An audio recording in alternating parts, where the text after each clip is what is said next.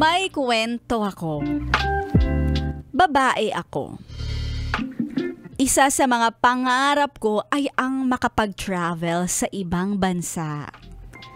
Kaso di pa ako nakakapag-ipon para sa pang-travel. Ay, ayun lang.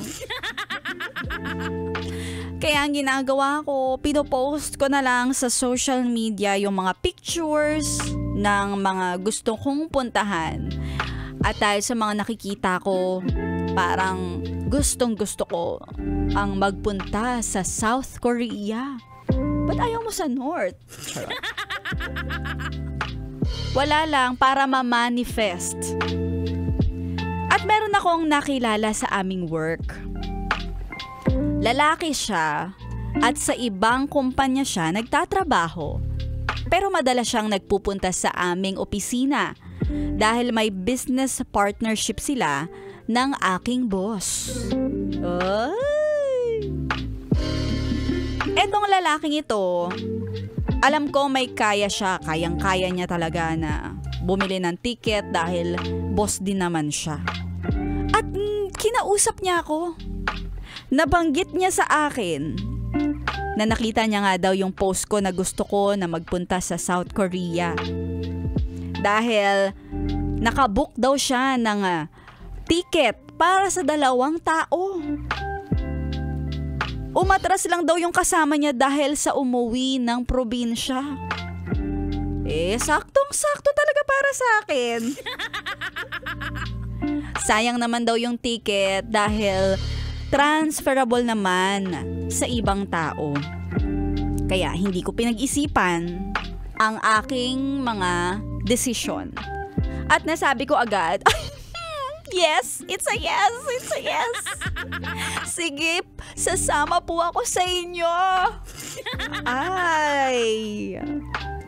Naglalakad na nga ako ng visa that time at kasabay ko siya dahil kami ang magkasama.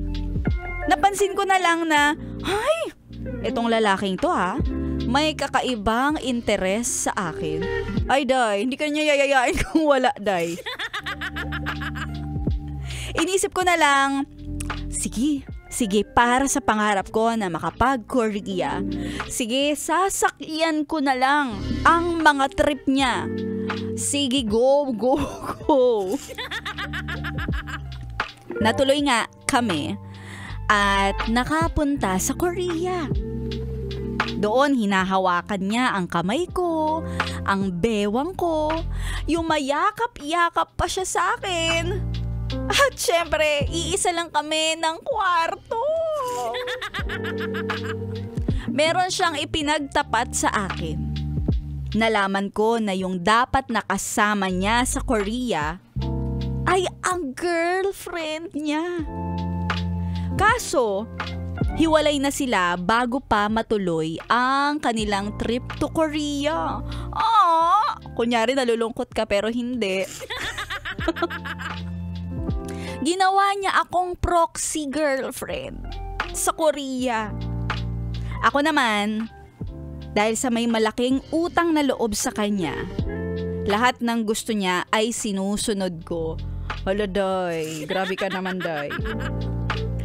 Kahit ang makipagchurot-churot para siya ay makalimot.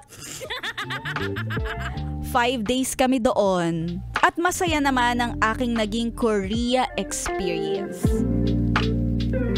Pagkabalik namin sa Maynila, mas naging close kami. Pero walang nakakaalam doon sa aming mga pinuntahan. Ang alam lang ng mga friends ko ay nag-Korea ako. Pero hindi ko na idinetalye. Dahil hindi din naman namin tinuloy ang mga nangyari sa amin.